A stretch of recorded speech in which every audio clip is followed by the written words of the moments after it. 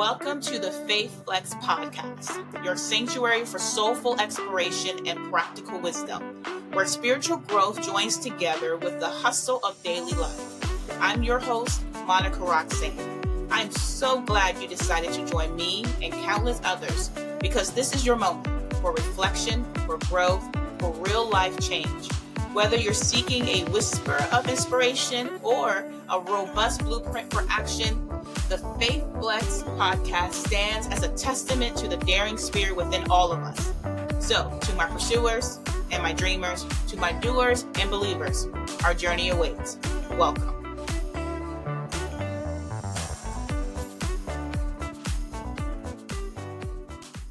Hey fam, this is your girl, your host, Roxanne, and I'm back with another episode on the FaithFlex podcast. And this week we're going to talk about redefining our success and what that looks like. And this month is about reevaluating where we are. We are almost 90 days into the new year. We're in the first quarter, which is about to wrap up. You know, we start some big goals throughout the year and the beginning of the year, but then things happen. And then oftentimes some of those goals fall off, or we're like, okay, this is not moving as fast as I need to. And so I want to take the moment to really encourage us not to be discouraged or to feel like you're failing. But listen, progress is a good thing. Sometimes it takes a little bit, but also to help with our faith as we walk in this time of uncertainty. So what does it mean to redefine our success? The world sees success as, or is often measured by wealth or status or achievement. But the Bible calls success us to line our goals that we have with our value in God's will. And so let's jump right into it. Let's set up the framework and define what the word success and value means. So the word success really just means, in its simplest terms, the achievement of an aim or purpose, right? So either you've succeeded on a test, you succeeded getting a new car, you've succeeded in one of your career goals or getting into a position that you've been striving for in your career. You've succeeded in your personal life, or you've even gotten married, or you found a passion that you enjoy. Your value is your principles or your standard of behavior, one's judgment of what is important. Your value, your ethos, which is your moral stance, your principle stance, your what defines, how do you judge and measure things that are of good tithings or things that needs improvement, is really your value. Your value is your principles, your life principles, your life standards. And for us as believers, our life standards should be aligned with the word of God. But again, how do you do that when you live in a world where the world sees success as wealth? How much money do you have? How much power do you have? How much influence do you have? The world sees it as all of these material, tangible things that you can touch. Because if you take wealth, power, and influence, in my opinion, wealth, power, and influence can be taken away in an instant. So even though if the world sees this as, you've made it, you've arrived, in a split second, all of it can be taken from you. Your social status, any of your material possessions, even where you are in your careers. We're seeing that right now. People have worked for the federal government for 30, 40 years, and just in a instance, in a email, in a post or a memo, they no longer have a career or they're losing their jobs. All of that is happening in an instant. And so the problem with this perspective, where success based on the world's definition is wealth, power, and influence, it can lead to people, freaking out in comparison or anxiety. There's this never ending pursuit to appreciate what you have because you feel like you don't have enough. So you're never in a place of joy or happiness or being content. You're always trying to pursue more because you believe that your success is wrapped up in wealth. So more wealth, more power, more influence. But at what point is enough? Whereas your values, right, serves as a guiding compass for our decisions. So that's why when you are successful, or we're talking about redefining our success, we really should be redefining our success based on our values. we got to know what our values are in order that we're not falling into the trap of the never ending pursuit of wealth, power, and influence. Because our values serve as a guiding compass for decision making. Our values, our principles, our ethos, our standards help us maintain good integrity and purpose in our life. My spiritual mother has said often, when people become successful, if their hearts are not guarded and well matured and of good integrity, you can often become a victim of your own success. Meaning, when you're succeeding and you don't have good character, you won't stay there very long. So it's very important that you have good character and good integrity, and that you're walking in life with purpose, with the right values. Because no matter where you are in your success or in your career, in your relationships, it is going to be your integrity that keeps you there. It's your character that's going to keep you there. That's going to be your character that earns people's respect. Even when they may not agree with you, they respect you because of your values. When your values are aligned with success, fulfillment and contentment will follow. So when you take success and you pair it and couple it with your value, what you'll find is fulfillment and contentment. You're not going to jump into this trap, this hamster wheel of this pursuit of more. I need more wealth. I need more power. I need more influence.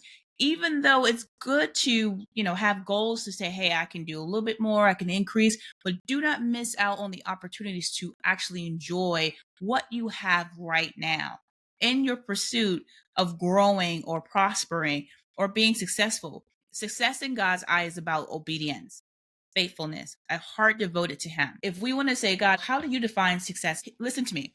How he looks at success has nothing to do with what you have. He looks at success as a way of how obedient are you to his will and purpose? How faithful are you in your walk and your will and purpose in your life? And your heart is devoted to him. So all the things, it's not about giving lip service, like, oh, I love Jesus, but your actions speak differently. It's not about, holding a Bible for public views, but your actions speak differently.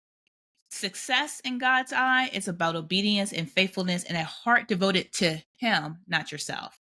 The Bible teaches us that success is not measured by external achievement, but by our relationship with God and how we serve others. I cannot stress that enough. The Bible is clear on so many things, and this being one of them, is that if you really want to say a person's successful, why don't we measure their success on their relationship with God and how they serve others? Joshua chapter 1 verse 8 says, "The book of law shall not depart from your mouth, but you shall read and meditate it on day and night, so that you may be careful to do everything in accordance with all that is written in it. For then you will make your way prosperous, and then you will be successful." That's Joshua chapter 1, verse 8 out of the Amplified Version. It literally says, you're going to take the word of the Lord, you're going to meditate on his word, you're going to align what you're doing and all that you're doing that is according to his will and his purpose for you, so that you will prosper. Then you'll be successful. That's how God sees success. That's how he sees someone who's arrived. It's basically your relationship with him and how you serve others. And we're seeing the adverse of that in our current administration and our current economic environment. This is different. We're seeing a lot of lip service, but the actions are not lining up.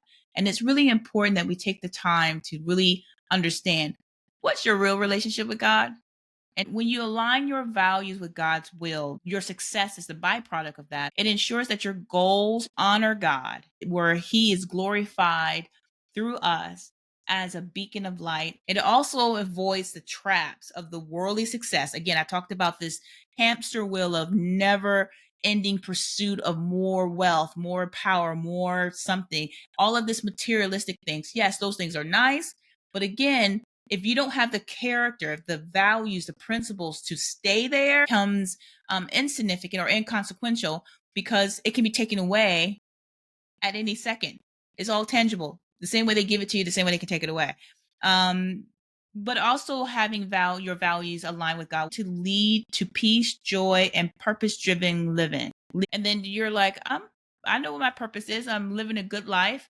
It may not have millions and a lot of zeros behind it, but it's effective. I'm impacting the community. I'm serving my brethren the way I should.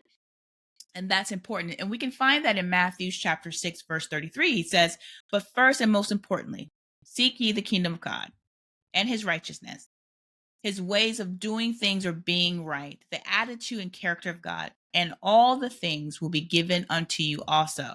And that's Matthew chapter 6, verse 33 in the Amplified Version. It literally says that first seek him first, his kingdom and his righteousness, doing all the things the right way, and having the attitude and character of God, and all the things will be getting unto you. So he's like, if you have the heart of me, the attitude of me, then I want to give you more. I want to do more.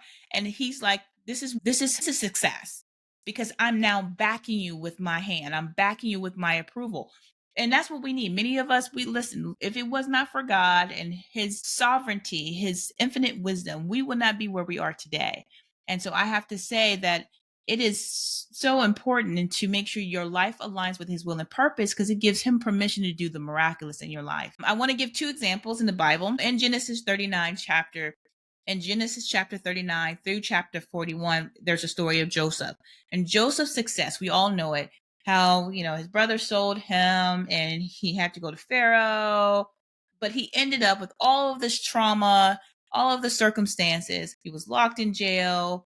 He was lied on, all of those things because of his character, because of his attitude, because of his principles, his values that were aligned with God.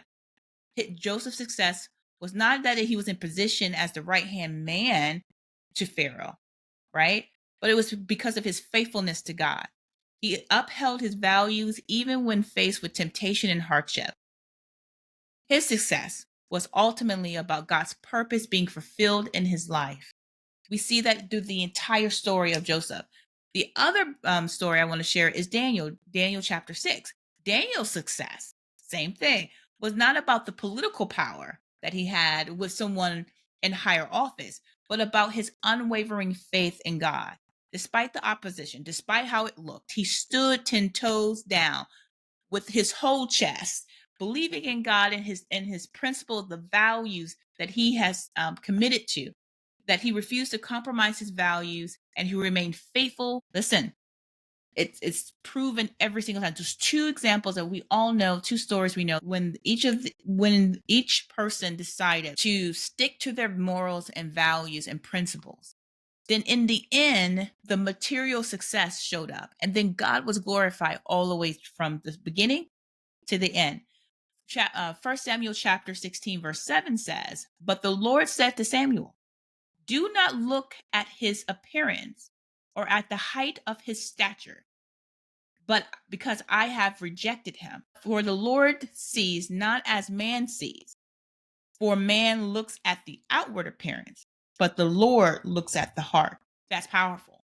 Because again, it's the values that we embody, that we live by, that we stand on, that we have. And you can tell when someone has wavering morals, wavering ideologies, who don't have good intention. The Lord doesn't care what you have. He doesn't care how many of dollars you have.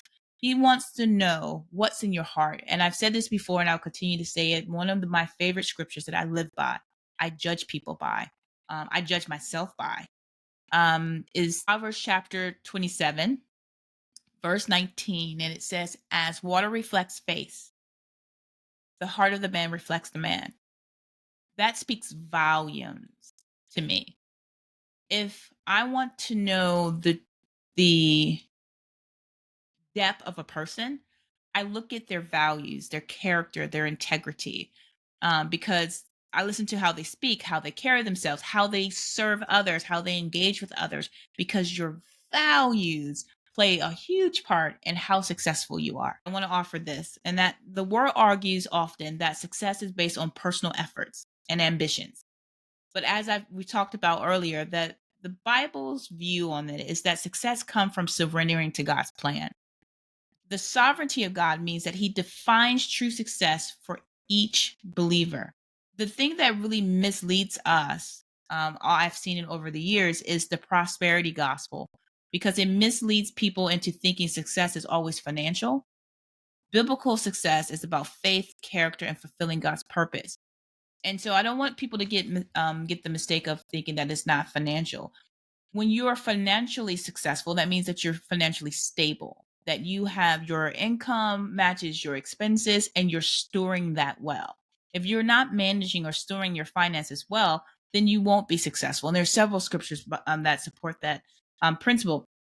But it's it's when we chase wealth and finances to the point that we lose sight of our principles and our characters and our morals to chase after wealth, and then we determine that to be successful, and then we judge people by that line of measure where God's like, no, I don't even look at that.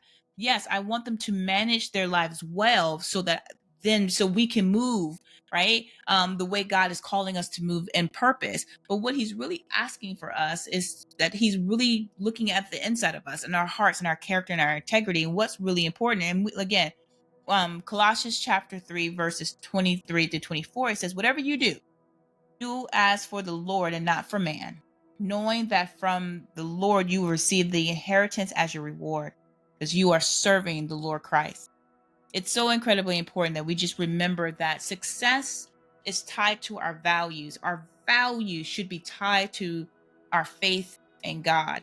I think it's important when we take the time to reflect on our lives of what is success, right? And I think there's only a few things I offer is identifying your core values and ensure that your goals align with them, right?